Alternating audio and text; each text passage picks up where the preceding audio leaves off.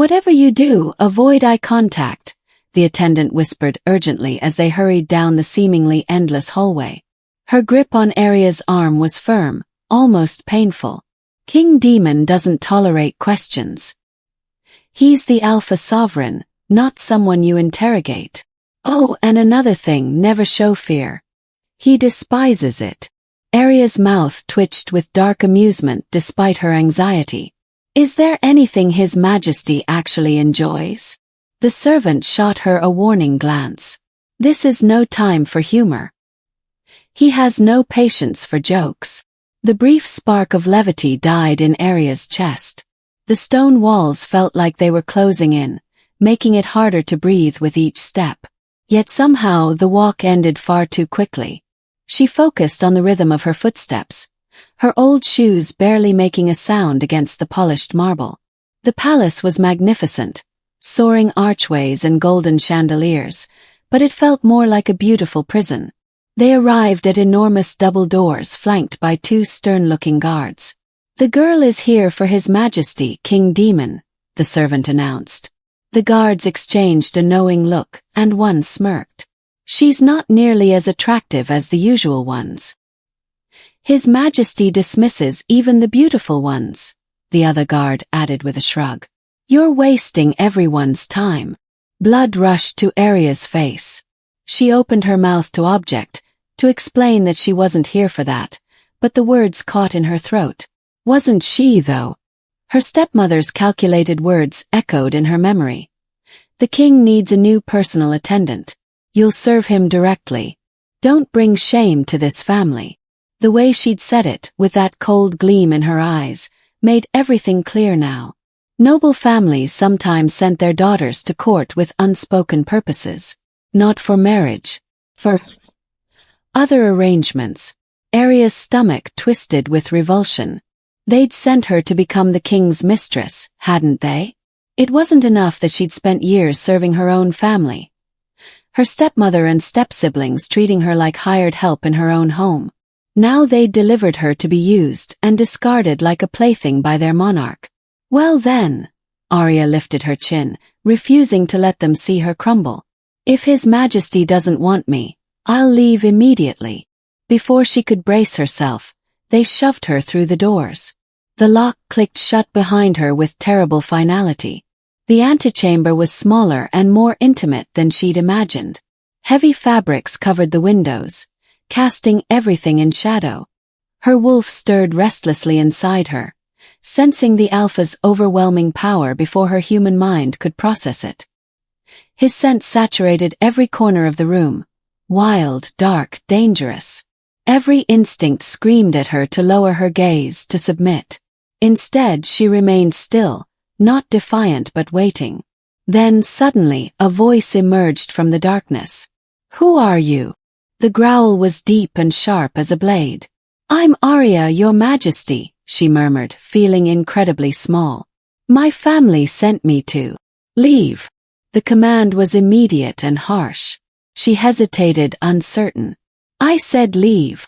The alpha's voice cracked like a whip. Arya flinched and turned toward the door. But then she heard it. Another sound, low and pained, followed by cursing. Against every instinct screaming at her to obey and run, Arya turned back. Her feet carried her forward through the antechamber toward the adjoining room, drawn to the source of that agonized sound. The living quarters beyond were dimly lit, a fire crackling in the hearth. And there sat the king near the window, his hand pressed against his temple, jaw clenched in obvious pain. He hadn't heard her approach. "Are you all right?" The words escaped before she could stop them. His head snapped up, and piercing silver-gray eyes locked onto hers with fury. For the first time she truly saw his face, strong features, dark hair, and beneath all that rage, handsome, she realized with a jolt. "Who gave you permission to enter?" he snarled. Arya's breath caught, because that's when she saw it. The wheelchair. The fearsome Alpha King. The monster everyone had warned her about. The man who'd sent countless women fleeing in tears. Couldn't walk.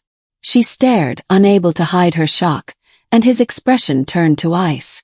Before we continue, make sure you're subscribed with notifications on, and tell me in the comments what city you're watching from.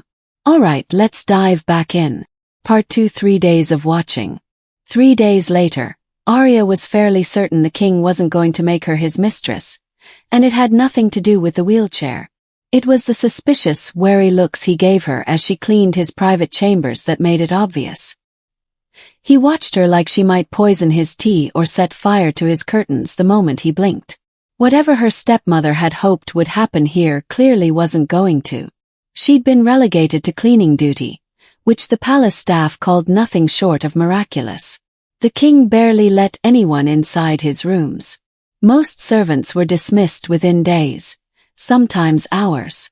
One maid had lasted exactly 20 minutes before fleeing in tears. But Arya had made it to day 3. She moved carefully through the antechamber, dusting shelves with meticulous attention. Every item had to be replaced in its exact position. The curtains had to be drawn precisely halfway. She'd learned these rules quickly by observing his reactions, the growls and mounting tension whenever something displeased him. Like right now. Surely you must be finished by now. King Demon's voice sliced through the silence, making her jump. Almost, Your Majesty, she said brightly, dusting faster. He watched her from his wheelchair near the window, papers spread across the small table before him. His jaw was tight, shoulders tense. How long does it take to dust a shelf? He demanded. Not long at all, Your Majesty. Just being thorough. You've been thorough for the past 10 minutes, he snapped. Arya's hands moved faster, her heart rate increasing. She could feel his eyes boring into her back, could sense his impatience thickening the air. Yes, my stepmother used to get frustrated with me all the time too, she heard herself saying before she could stop the words. How long does it take you to make a bed, Arya? You shouldn't spend all day cleaning the floors, Arya. She sighed. I'm just slow, I'm afraid. I'm clumsy, you see. Whenever I try to hurry, I break something which makes me more nervous, and then I break something else and... All right, the king interrupted sharply. I understand. Just clean in silence. Oh, I can absolutely be silent, Your Majesty. Arya hurried to agree. Silent as a mouse. You won't even know I'm here. He fixed her with a look, those sharp gray eyes carrying the weight of command, and she snapped her lips shut, nodding quickly. Silence settled over the room again, broken only by the soft whisper of her cloth against wood and the occasional rustle of paper as the king worked. Arya tried to focus on her task, but she couldn't help stealing glances at him. Her wolf was constantly aware of his presence, even when she wasn't looking directly at him. The alpha's power hummed beneath his skin like a living thing, making her instincts skitter between wariness and something else. Recognition, perhaps. Not submission, she'd never been good at that, but awareness. He had strong forearms, she noticed. His sleeves were rolled up, revealing scarred skin and corded muscle. His hands moved across the parchment with practiced precision. What? He snapped suddenly, not looking up. Arya froze, heat flooding her face. When he turned toward her, visibly annoyed, she blurted. Nothing. I was just looking at your really strong forearms. I mean, not that they look too strong or anything. They're perfect. The right size, I mean. The king sighed, a long, weary sound, and returned to his paperwork. Arya bit her lip hard enough to hurt and went back to cleaning with renewed determination. She would not speak again. She would not look at him again. She would be invisible and efficient. But she couldn't help noticing the tension in his shoulders, the stiffness in his posture. Pain seemed to hover around him like a shadow, evident in the way he shifted in the wheelchair, as if his body wouldn't let him rest. It must be awful, she thought, to be trapped like that. To have been a warrior and now be confined to a chair. No wonder he was harsh. Why were you cleaning your stepmother's floors? He asked suddenly. The question came without warning, his voice cutting through her thoughts. He still wasn't looking at her. Arya stared, surprised. Your Majesty, doesn't your family own a dukedom? King Demon pressed. He'd remembered. She'd mentioned it only once, That first day when he demanded to know her lineage. They do, Your Majesty, Arya said carefully. But after my father remarried, she trailed off, uncertain how to explain without sounding pitiful. How could she describe becoming invisible in her own home? Being reduced from daughter to unpaid servant while her stepfamily lived in comfort. Surely the king wouldn't care about her troubles. He what? The king asked impatiently. He was looking at her now, papers forgotten. They needed help around the house, that's all, Arya said softly. The king's head snapped up fully, his expression turning furious. The temperature in the room seemed to drop. I don't like liars, he said, each word precise and cutting. Arya went very still. She could feel her wolf instincts screaming at her to lower her eyes, to submit to the alpha's displeasure. But she wasn't lying. She hadn't lied. Still, she knew better than to argue with an angry king. Her stepfamily had taught her that lesson well. When someone more powerful than you was angry, you stayed calm. You waited for the storm to pass. You will tell me everything, the king continued, his voice hard as stone. Answer all my questions. Always. Is that understood? Arya nodded slowly, keeping her expression neutral, her posture non-threatening. Yes, Your Majesty. The king stared at her, his grey eyes searching her face for defiance or fear. But Arya held his gaze steadily. She had nothing to hide. Your family owns a dukedom, the king said. Yet you claimed they needed you to clean their floors. Now Arya understood. He thought she was being evasive, protecting them perhaps, or making excuses. Yes, Your Majesty, she said calmly. They own a dukedom. They did not need me to clean. But after my father remarried, his new wife decided I should. The king's eyes narrowed. Explain. She swallowed hard and told him. Not everything, she couldn't bear to lay out every humiliation, but enough. How her stepmother had gradually transformed her from cherished daughter to servant. How her stepbrother and stepsister delighted in her degradation. How her father had grown distant, too weak or too willful to intervene. The king listened in silence. When she finished, something flashed across his face, almost like shame, as if he regretted asking. But the softness lasted only a moment. I told you that window needs to be locked 3 times, he said sharply, his gaze sweeping the room. You've only done it twice. Start over. Arya bit back a sigh. She'd locked it 3 times. She was certain. But she crossed to the window and checked each lock carefully, testing them one by one while he watched. 3 times, she confirmed quietly. I saw you only do it twice, the king insisted. I must have checked it earlier, Your Majesty, before you. Are you arguing with me? He snapped. No, Your Majesty. Arya unlocked and relocked each mechanism 3 times, slowly, deliberately, while he watched. When she finished, she turned back to him. Is there anything else I can do for you before I leave, Your Majesty? He looked surprised by the question, as though unused to anyone offering rather than fleeing at the first opportunity.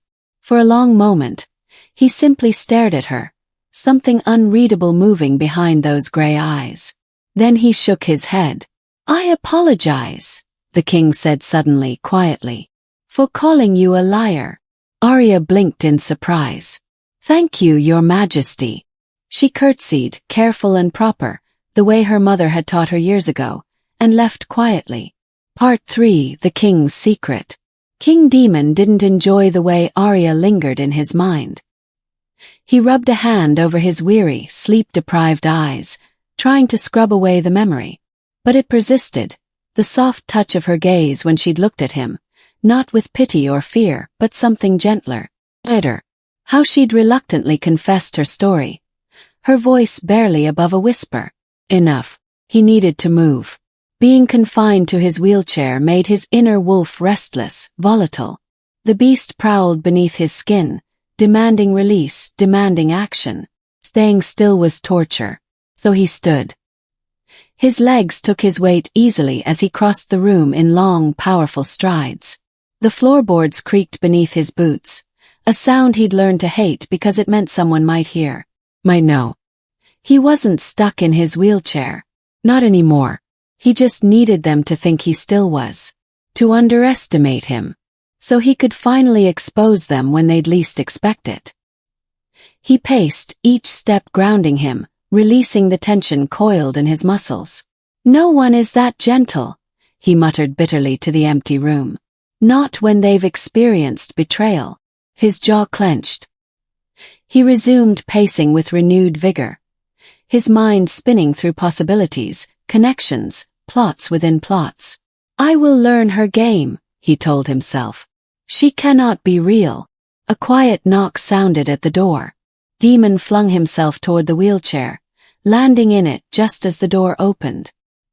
He was breathless, wild-eyed, his heart hammering. But it was Luna. Relief crashed through him even as his hands gripped the armrests hard enough to hurt. His sister's eyebrows pinched slightly at his harassed appearance. Where have you been? He almost barked. I sent for you hours ago. Luna crossed the room with her usual grace, extending her hand to him. I'm sorry, brother. I came as soon as I could. He clasped her hand in his, pressing it to his forehead. The touch steadied him, familiar and safe. There are enemies all around me, Luna. I need you close, Demon said, releasing a shaky breath. She ran a comforting hand through his dark hair, a small smile on her lips. We've been through this. Your enemy is dead. You must stop this. You're safe. I'm here. He wanted to believe her. Gods, how he wanted to believe her. But the doubt gnawed at him, relentless. The feeling of being out of control, of missing something vital, it was suffocating. Have you been losing track of time again?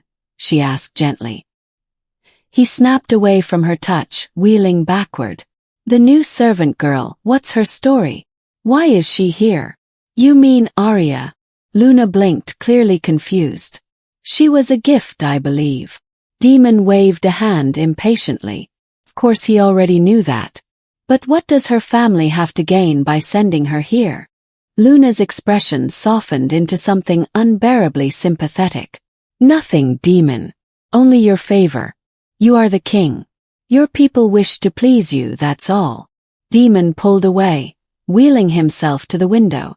The lights of his kingdom spread out below him. Thousands of tiny flames against the darkness. So much responsibility.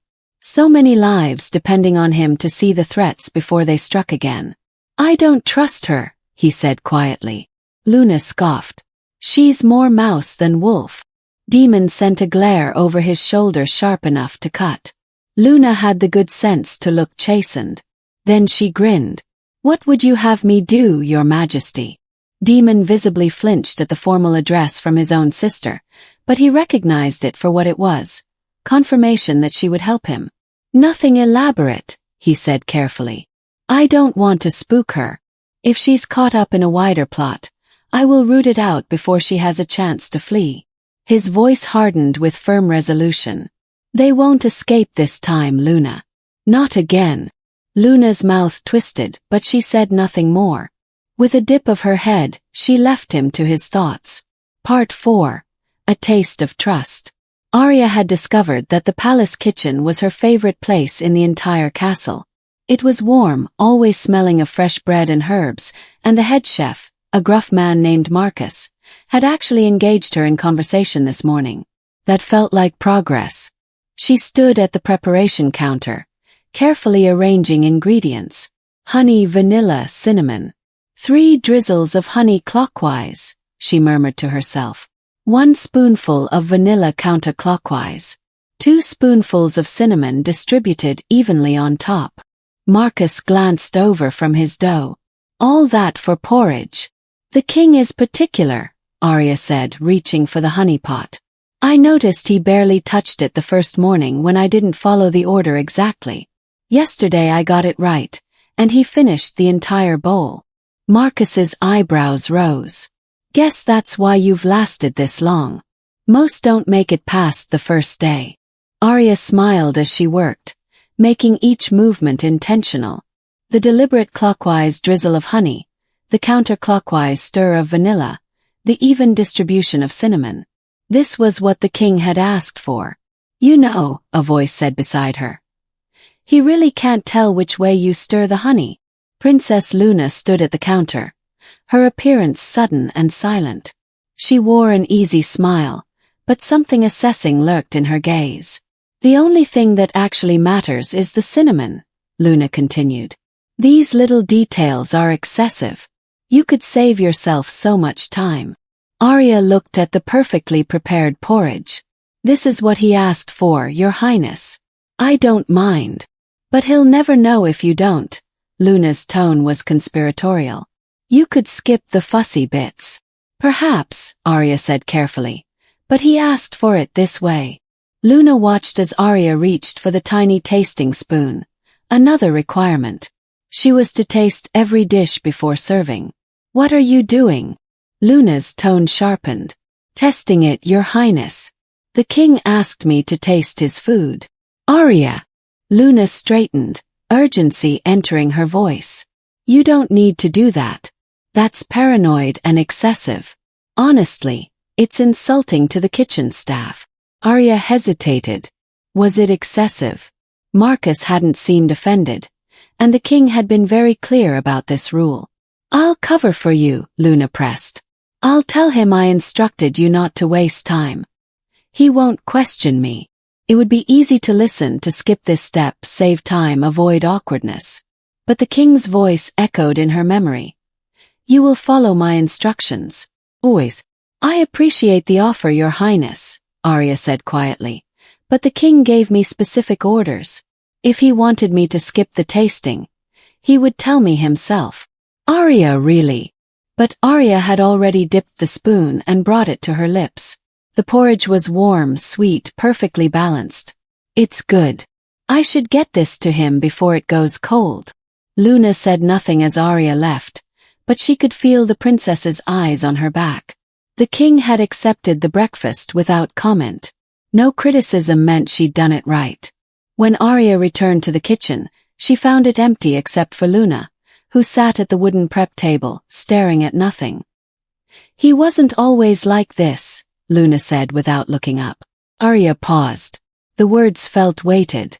Luna lifted her gaze. I should explain myself.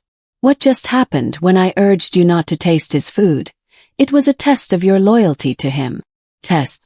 She'd been tested without knowing it. You passed though, Luna continued. And I'm so very glad you did. Arya sat down across from her, mind reeling. Why did he need to test me? Luna's chest rose with a heavy breath. Because he's consumed by paranoia. 6 months ago, my brother was poisoned by his childhood best friend and beta, Rowan. They grew up together, closer than brothers. And Rowan tried to kill him for the throne. Arya's hand flew to her mouth. That's awful. Rowan delivered the poisoned wine himself, Luna said. Then at the last second, he couldn't go through with it. Knocked the glass away, saved Demon's life. But the damage was done. The poison had already started working. It paralyzed him, left him in that wheelchair. Luna's hands clenched. Rowan confessed, said he wanted the throne. He was executed for treason. Gods, Arya breathed.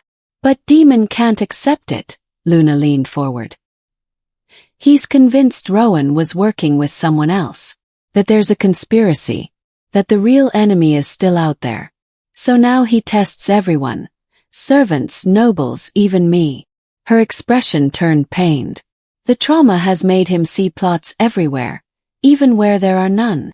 Arya's heart twisted. Not cruelty then. Fear.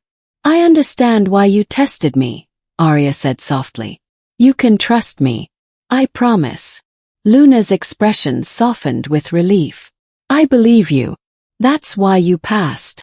After Luna left, Arya remained at the table. The king hadn't always been this way. He'd been betrayed by his best friend, left paralyzed, surrounded by people he couldn't trust. Course he was harsh. Course he tested everyone. Luna seemed worried about his paranoia, but all Arya felt was compassion. She knew what it felt like to be betrayed by the people who were supposed to love you. He needed patience. Loyalty that didn't waver. Someone who wouldn't give up on him. Arya stood, straightening her apron with quiet resolve. She would be that person, not because she pitied him but because she understood what it meant to be hurt by people you trusted. Part 5. Lessons and Laughter. Arya hummed as she dusted the shelves in the king's office. Sunlight streamed through the tall windows, painting everything gold.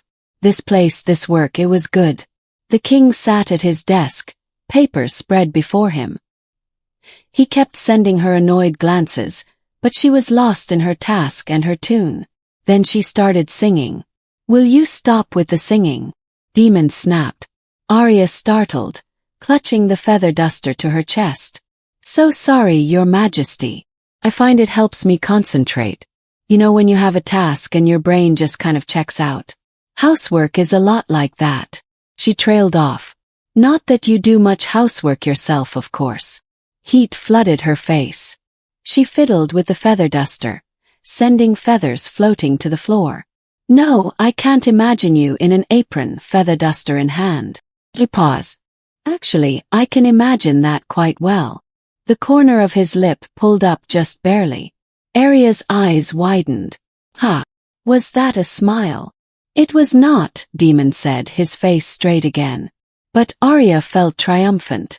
She'd cracked his hard exterior, and she was about to tell him exactly that when her foot caught on the rug. She stumbled forward, knocking correspondence from his desk. Papers scattered everywhere. "Oh no, I'm so sorry." Arya dropped to her knees, frantically gathering them. "Don't read those." Demon's voice was sharp, paranoia flaring. Arya dropped the papers immediately, eyes downcast. "Of course, Your Majesty. You need not worry." Her voice came out small. "I can't read." Demon glared at her, mistrust radiating from him. But shame radiated from her too. Hunched shoulders, downcast eyes. "My family didn't find me important enough to invest in my education," she said simply. The honesty made something in his chest twist. He believed her. His shoulders relaxed. "An education is one's greatest weapon." Arya sighed, showing her empty palms. "Alas, I am unarmed." Demon moved forward in his wheelchair, hooking a finger under her chin, lifting her gaze to his. "Then I will teach you." The palace library became Arya's favorite place. She met Demon there every evening. At first the lessons were stilted, awkward, but slowly she began to improve. Tonight she approached with a stack of books, pretty ones with embossed covers. As she neared the table, her foot caught on her dress. She went down hard, books cascading around her. "Not again," she groaned.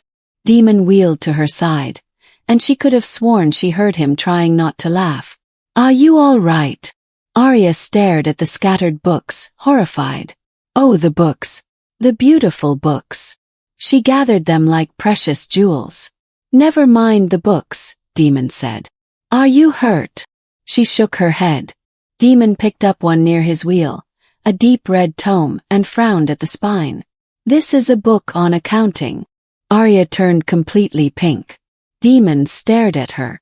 Then, for the first time since she'd known him, he laughed, deep from his belly, so unexpected that Arya started laughing with him. The sound echoed through the library, bright and free. Autumn arrived, painting the trees amber and gold. Arya had settled into a comfortable rhythm with the king.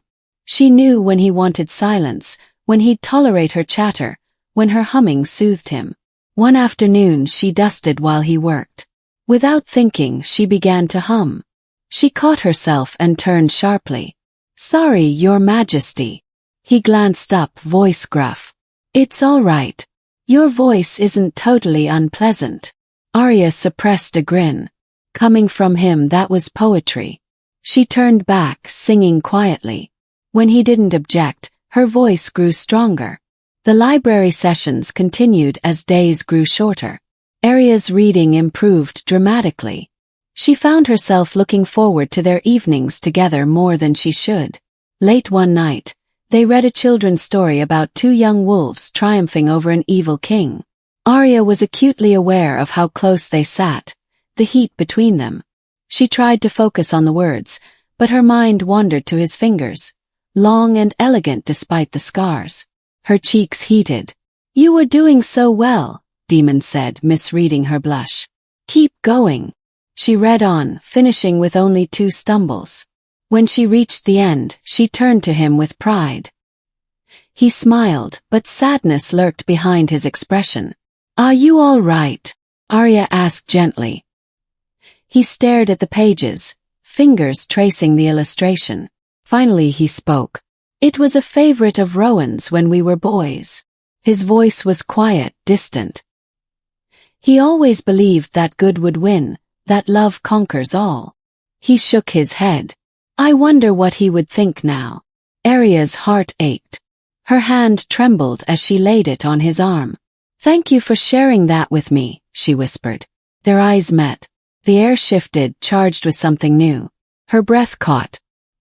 His gaze dropped to her lips for just a fraction of a second. Just as she thought he might kiss her, he turned back to the book. The leaves turned crimson, then began to fall. Arya had been at the palace over 2 months now. One afternoon, Demon was bent over his desk, writing frantically. She sang a cheerful song as she worked. Then she paused, glancing over her shoulder. Demon was absorbed in his work, not paying her notice, but he was singing along quietly under his breath, his deep voice harmonizing unconsciously. Arya's heart soared. She continued with her chores, picking up the song. Demon remained none the wiser, still humming along. She smiled from ear to ear.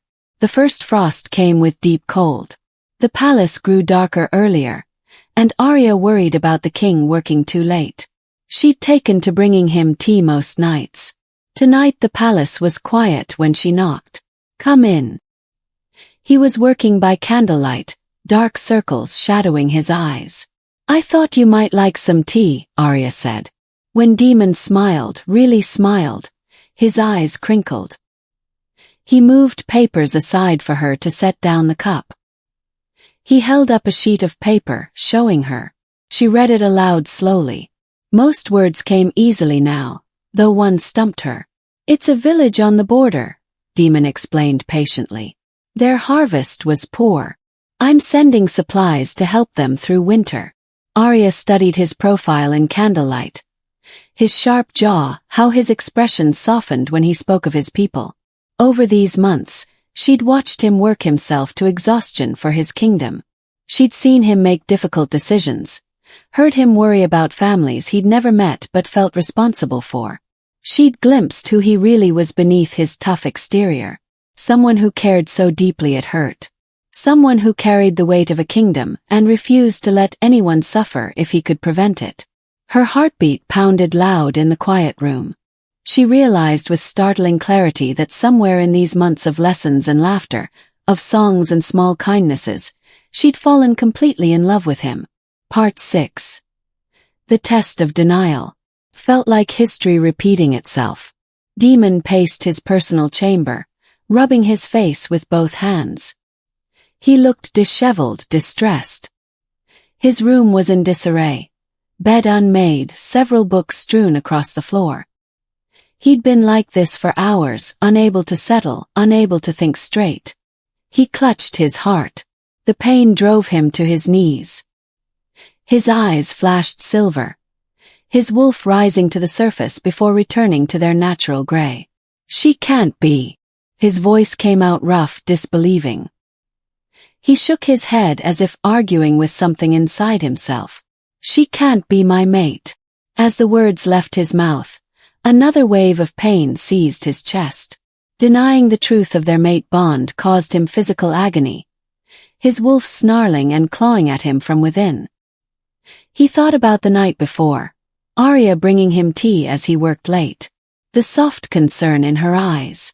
The gentle way she'd smiled at him. Her thoughtfulness warmed something in him he'd thought frozen beyond repair.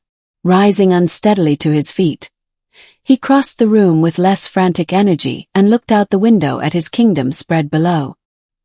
He gave voice to his thoughts, speaking to the empty room. "She's so good. But someone so full of goodness is easily manipulated." An old memory surfaced unbidden. Him and Rowan working late into the night, devising battle plans. The work had been serious, life and death. But Rowan had always been able to make him smile, always lightened the burden.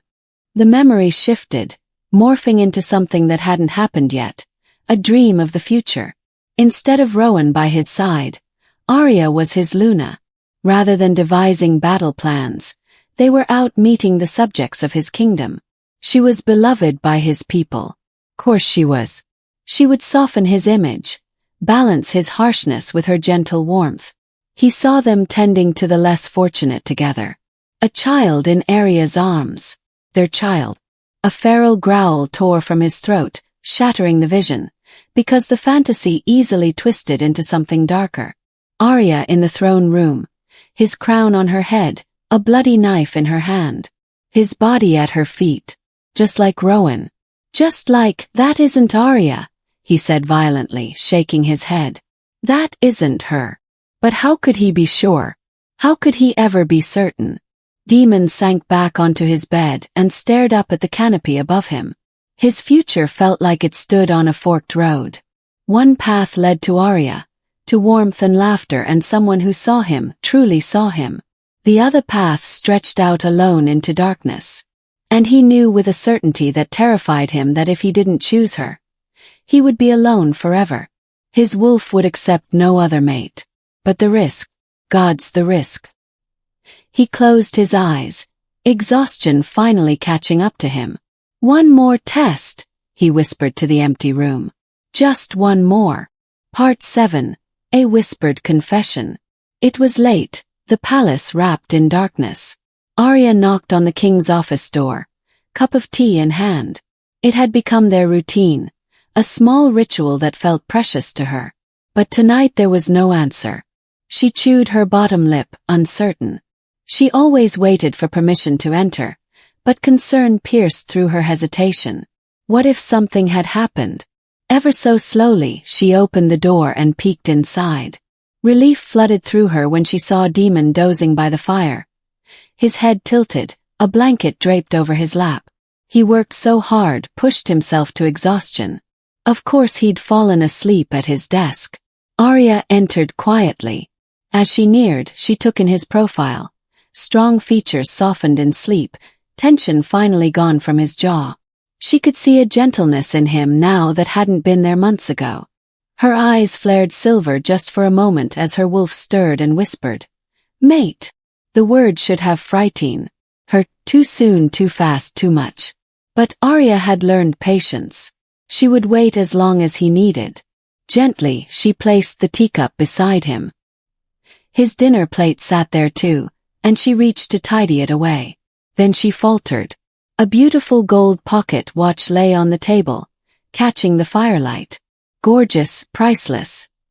Definitely a family heirloom. She glanced at Demon, still sleeping, and sighed. Had he been lost in memories tonight? She hoped they were happy ones. Her eyes filled with tears. She just wanted him to be happy. She brushed away the tears and stacked the used plates, careful not to disturb the pocket watch. With the table tidied, Arya turned to leave. But she paused. His blanket was slipping off his lap. Her heart thundered. She set down the plates and edged nearer. The closer she got, the more her blood heated, the more she longed to touch him. Her fingers trembled as she lifted the blanket to his shoulders. Leaning over him, she paused. This close, she could see the faint scars on his hands, the exhaustion etched into his features. "You're so brave, Demon," Arya whispered, the fire crackling softly. "You've kept going despite everything. It's one of the things that makes you a great ruler." Her voice hitched, growing quieter. "It's one of the reasons why I'm falling in love with you." Tenderly, she stroked his fingers where they rested on the wheelchair arm. "You will not fall," Arya said softly. "You're the strongest man I've ever known." When she went to withdraw, Demon's hand shot out and caught her wrist. His eyes opened, fully awake, fully alert. "You love me." Arya's heart stopped. Mortification crashed over her. "Your Majesty, I thought you were asleep." "You love me," Demon repeated, his grip tightening slightly, insistent. I shouldn't have said it. It was inappropriate. Arya tried to pull away, desperate to flee. In her haste, counterbalanced by Demon still holding her wrist, she stumbled and landed in his lap. Arya, Demon said. Look at me. She forced herself to meet his gaze. Did you mean it? Demon asked quietly. She could lie. But as she looked into his gray eyes, she found she couldn't. Yes, Arya whispered. Why? Demon asked. The question came out almost helpless. I've been nothing but harsh to you. Suspicious. Demanding. Because I know you, Arya interrupted, finding her courage. I know how much you care about your people. How hard you work. How lonely you are. Her voice softened.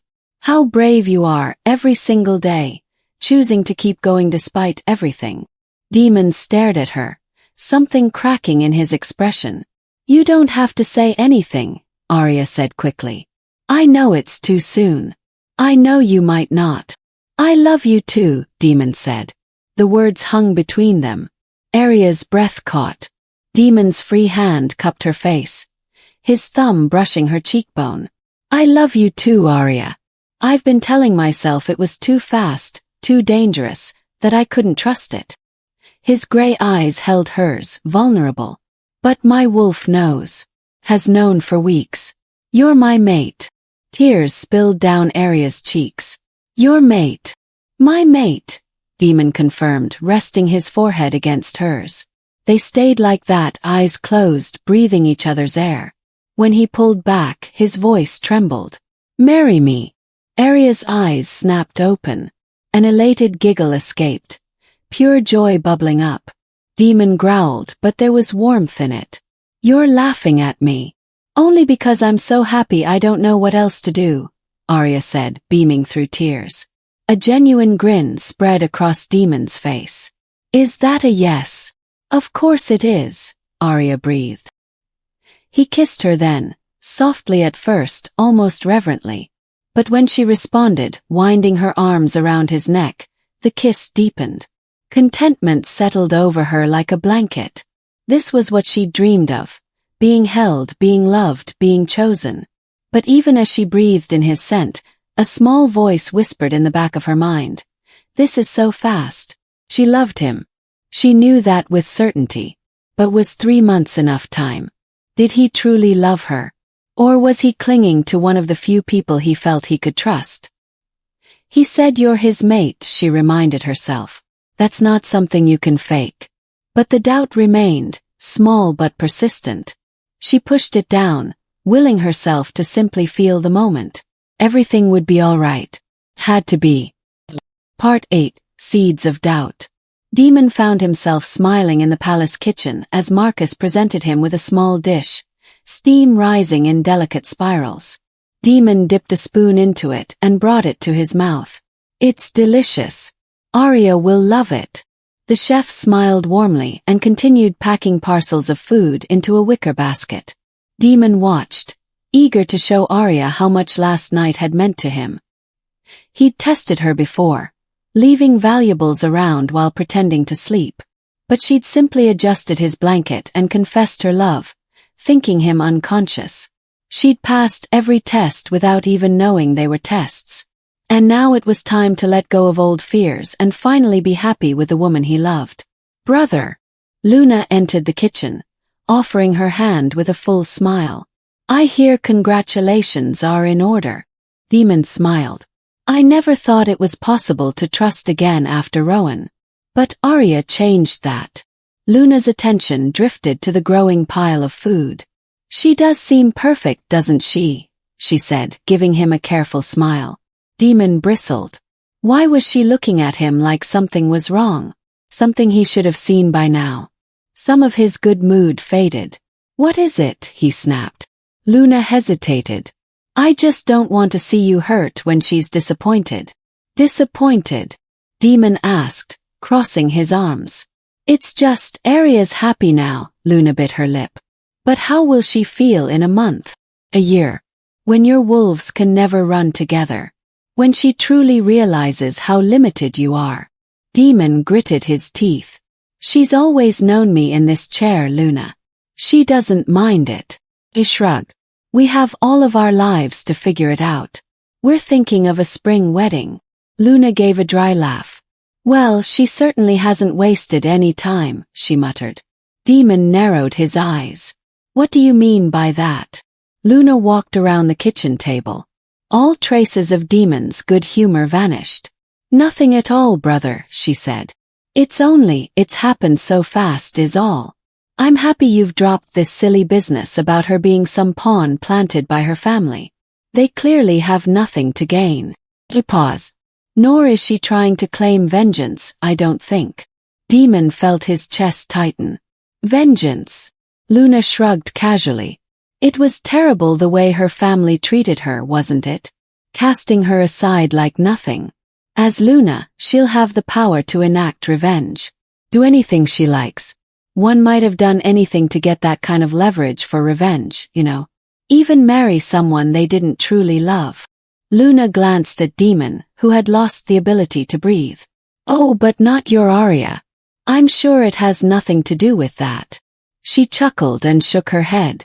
It seems Rowan's betrayal affected me more than I thought. Silly me. Someone as perfect as Arya would never harbor such an agenda. Luna moved toward the door. Have a nice picnic. And on that his sister left. Demon stared at the picnic basket, frozen. Old emotions rose like a tidal wave. Would you like the basket taken to the veranda, Your Majesty? Marcus asked. Demon's voice came out cold. I'm afraid I've lost my appetite. He examined his memories of last night. Arya's gentle confession when she thought he was sleeping. What if she'd laid a trap, knowing he was awake? Well, that was ridiculous. She'd been genuine, hadn't she? Luna's voice rang in his mind. She seems perfect. Demon's jaw clenched. He had to know. Had to be absolutely certain before he bound himself to her forever. One more test.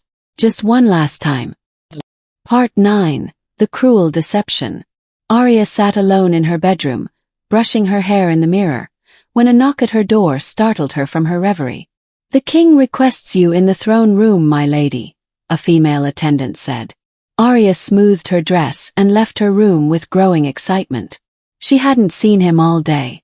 She entered the throne room, her eyes immediately searching for Demon in his wheelchair. But she found only a tall figure examining a tapestry on the far wall. She was about to leave when the man turned, his voice affecting an overly confident tone. My lady, he greeted. Reluctantly, Arya moved fully into the room and gave him a small curtsy. Forgive me, my lord, but I'm looking for His Majesty the King. Nonsense, the man said, striding closer with easy confidence. My cousin can wait. He smiled, broad and brilliant, and Arya stood still in shock because that's when she noticed it. He looked just like Demon. The same dark hair, the same strong features, the same gray eyes, but standing, walking toward her with powerful, easy strides. Cousin, she repeated, confused. She found herself moving closer to him, examining his handsome face.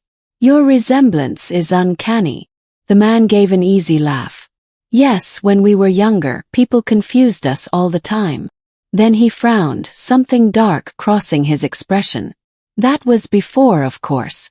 Demon is much changed now. Allow me to introduce myself. Lord Brennan at your service. Arya felt heat in the small space between them. When he took her hand in his, her body reacted strangely. He even felt like Demon somehow, and it confused her, made her uncomfortable. The cousin you knew is still in there, she said. He's been through a lot, that's all. Lord Brennan didn't release her hand. Instead, he stared at her with heated intensity that made her squirm. Tell me, he said, his voice dropping lower. How did he do it? How did a man in a wheelchair capture your heart? You're so beautiful. You must have had other offers. Arya flushed, this time succeeding in pulling her hand away. You flatter me, sir, but that's an inappropriate question. Lord Brennan gave her no quarter, though, moving closer. Arya found herself backing up until she was pressed against the wall.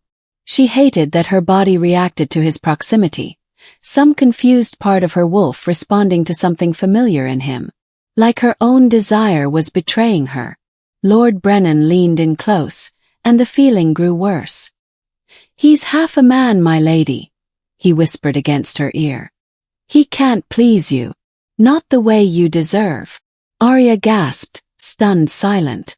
"Let me give that to you," Lord Brennan added, cupping her cheek. Disgust and fury flooded through Arya.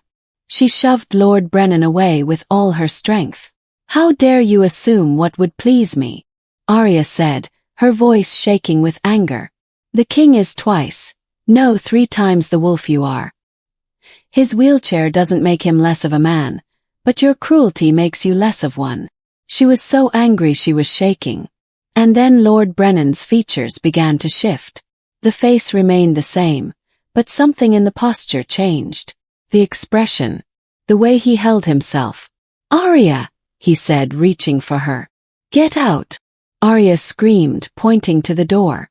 The Lord held up his palms. "Arya, it's me. Demon. Forgive me, but I had to be sure." So many emotions crashed through Arya's mind and heart. She was breathless, barely able to comprehend what had just happened. "Demon?" she asked, searching his face. Then looking down she added, "You can walk." Demon tried to move toward her, but she kept backing away. "I couldn't trust anyone," he said. "But you've proven yourself again and again. You passed, Arya." Arya went still. A cold shiver ran down her spine. "I passed," she repeated. Demon stumbled over his words. "I was already convinced of your loyalty. The breakfast test, leaving the watch out while I pretended to sleep. You passed all of those." Arya's world felt like it was slipping out from beneath her. She listened in stunned silence as he went on. "But then Luna mentioned your family and my wheelchair, and I just thought she had a point. Perhaps a final test." "Enough," Arya cried. "When will it be enough? You tried to seduce me. Would you have seen it through? Would you have abused my honor to prove a point, knowing that my wolf longs for yours?" Demon looked devastated. "No, that wasn't, Arya, it wasn't like that. I just needed to know you truly loved me." She could barely speak, so crushed by the betrayal that words felt impossible. "If you doubted it, then you should have talked to me, Demon. We could have overcome your doubts together." Arya shook her head. "I can't marry someone who will test me forever. I deserve someone who believes in me." Demon reached for her again, desperation crossing his features. But Arya evaded him. She fled the room, her vision blurred with tears, her heart broken into pieces. Part 10. The Vaya. Arya lay on her bed, sobbing, her heart torn in two. She was in love with Demon, deeply in love, but she didn't know how their relationship could ever work now that the trust they'd built was destroyed. How could she marry someone who would test her forever? A knock sounded at her door, and her heart plummeted. She wasn't ready to see Demon, couldn't face him yet.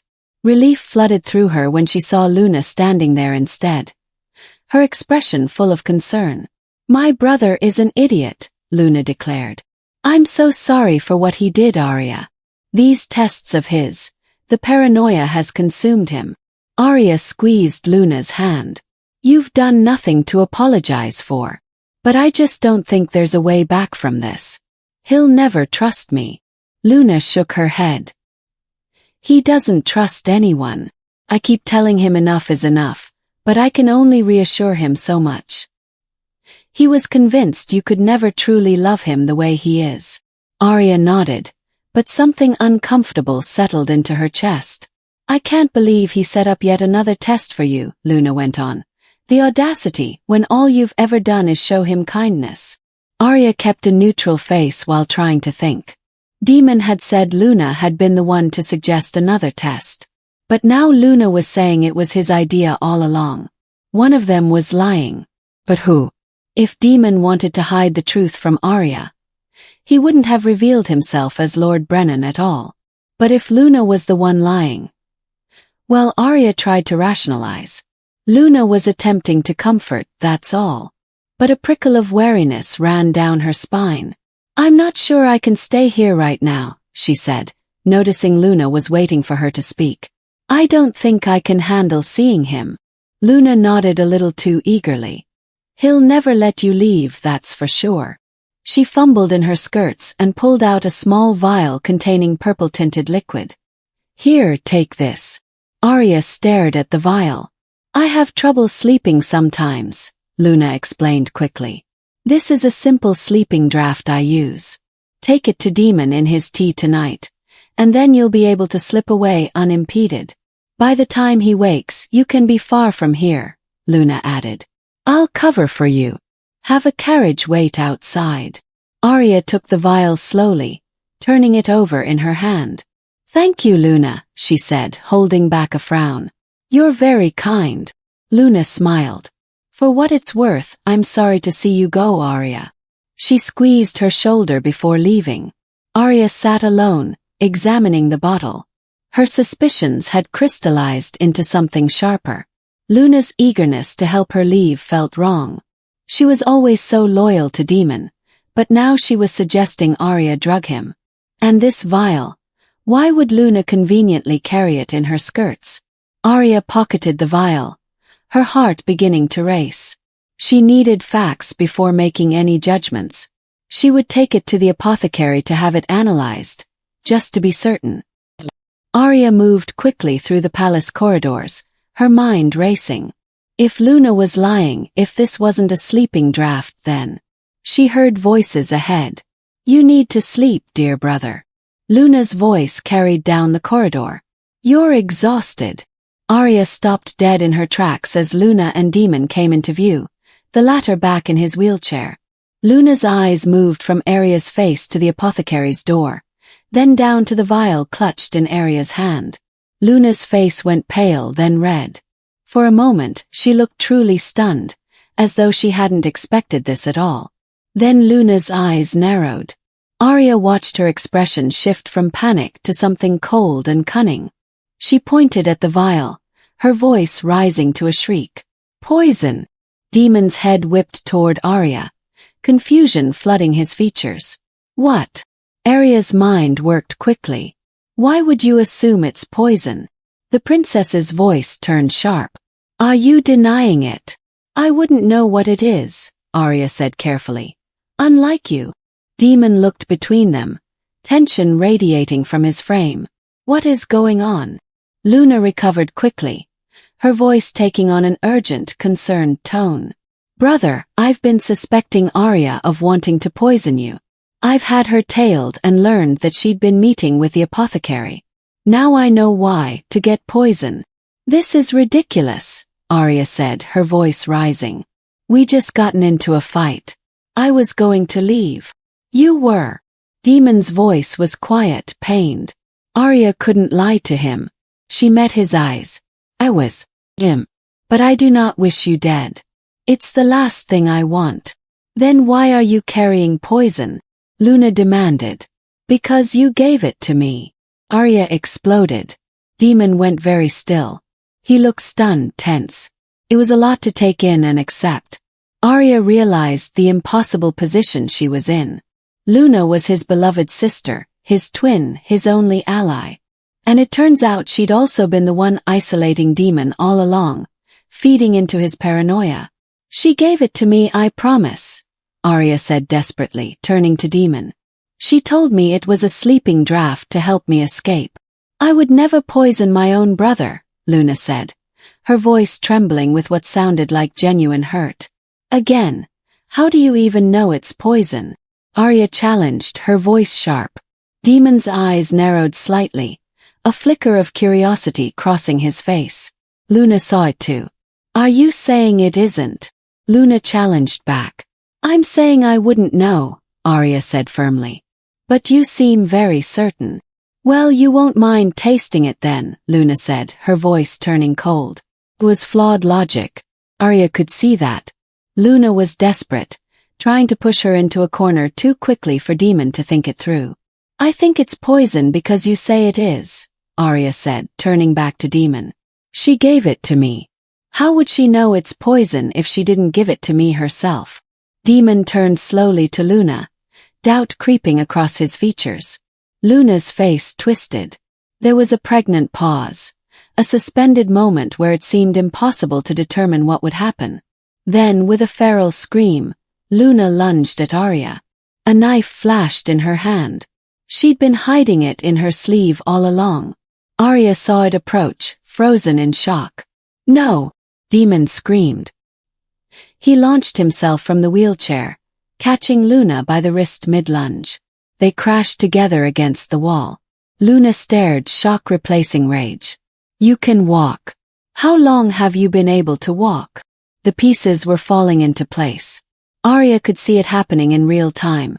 Demon's face shifting from confusion to horror to devastating understanding. Demon stood frozen, staring at his sister. "It was you all along, wasn't it?" he said. "You turned Rowan against me." Luna's pretty features twisted into something ugly. "He loved me," she spat. "He loved me more than you. Can you believe it? All our lives, everyone's always been focused on you, the heir, the boy. But Rowan loved me more. And you had him killed. Because he confessed to poisoning me." Demon growled. "Which you pushed him to do. You encouraged him, didn't you? Why?" "Because it should have been me." Luna spat, still struggling against his grip. "I was born first. The throne should be mine." "Guards!" Arya screamed. Palace guards rushed into the corridor, pulling Luna from Demon's grasp. She thrashed against them like a wild animal. Luna gave one final wrench against the guards, her face contorted with rage and grief. "I would have been a better ruler. But no, you get everything just because you're male." "Perhaps," Demon said quietly. "But you could have told me how you felt. Instead, you tried to have me killed." The guards dragged Luna down the corridor. Her screams echoed off the stone walls until they finally faded into silence. Part 11. Choosing Trust. 2 days later, while Luna waited to stand trial, Arya stood in the entrance hall, her small bag packed. The carriage waited outside, horses stamping impatiently in the cold morning air. "Arya!" a voice called. She closed her eyes at the sound of his voice. Running footsteps echoed through the hall. She turned slowly. Demon stood at the top of the grand staircase, breathing hard, standing on his own 2 legs openly again. "Arya, please. Wait." He looked like he hadn't slept. But neither had she. "I'm leaving," Arya said, proud that her voice didn't shake. "I can't be here." Demon descended quickly. "Please, you don't have to go." "You pretended to seduce me, Demon." Arya cut him off. "You used our bond against me. So yes, I do have to go. How am I supposed to trust you after that?" His face crumpled. "I don't expect you to trust me," Demon said desperately. He stopped a few feet away, as if afraid coming closer would make her bolt. "I destroyed that. No. But please don't leave. Stay." Arya shook her head and pulled the engagement ring from her pocket, holding it out. "I can't marry someone who will test me for the rest of my life." Demon looked at the ring like it was a death sentence. "You deserve so much better than me," he agreed, his voice breaking. "You deserve someone who trusts you completely. Someone who would never hurt you the way I did." He took a shaky breath. "But I'm begging you. Please stay and give me a chance to become that person." He dropped to his knees right there in the entrance hall. "I know I don't deserve your forgiveness, but I'll spend every day trying to earn it if you'll just stay." Arya stared at him, kneeling before her. Part of her wanted to walk away. But a larger part, the part that still loved him despite everything, couldn't do it. She clutched her bag tighter. "If I stay, it's as a guest for now. Nothing more." Hope flickered across Demon's face. The weeks that followed were a slow dance of healing. First, Arya barely saw Demon. He gave her true space. But then small gestures began appearing. Books left outside her door. Fresh wildflowers in her room each morning. Her favorite tea waiting in the library each afternoon. Demon asked permission before sitting beside her. He helped her read with patient gentleness. Then one day he apologized. Really apologized. He told her everything about Luna. How she'd manipulated Rowan for a year, weaponizing his love, convincing him poisoning Demon was the only way they could be together. How Rowan had saved Demon at the last second because he couldn't go through with murder. He died protecting me, Demon said. And I never knew the truth. Arya took his hand. They talked long into the night about betrayal, forgiveness, the complicated nature of love. And Arya began to understand. Demon had been Luna's victim too. Isolated, traumatized, turned against the one person who genuinely cared for him. It didn't excuse what he'd done, but it helped her understand why. As winter gave way to spring, something shifted. Arya would catch Demon watching her in corridors. His expression full of longing. When she smiled at him, he'd grin back freely, fully, like she was the only thing that mattered. The mate bond, which had been quiet and aching, began to roar to life again. Arya found herself seeking him out again. His consistent actions, his patience, his respect for her boundaries were slowly rebuilding what his betrayal had broken. One evening in the library, as they sat close over a book, Arya realized she'd forgiven him. Not because he'd proven himself enough, though he had, but because she chose to trust him. That's what love was. Choosing trust despite the risk. So when one night, looking more handsome than he ever had, he said, "Arya, you brought me back to life. You showed me what real strength looks like. You forgave me when I didn't deserve it. You stayed when you had every right to leave. Will you do me the honor of becoming my wife?" A tear slid down Arya's cheek. "I thought you'd never ask." Demon lifted her off her feet and kissed her. And when they finally broke apart, breathless, Arya touched his face gently. "I love you," she whispered. "Not despite your flaws, but including them. All of you." "And I you," Demon replied. "I love you and I trust you. Always." Under the full moon, surrounded by the first blooms of spring, they held each other. Two broken people who'd found their way back to wholeness together. And Arya knew that this time it would last. If this story moved you, hit subscribe with notifications on.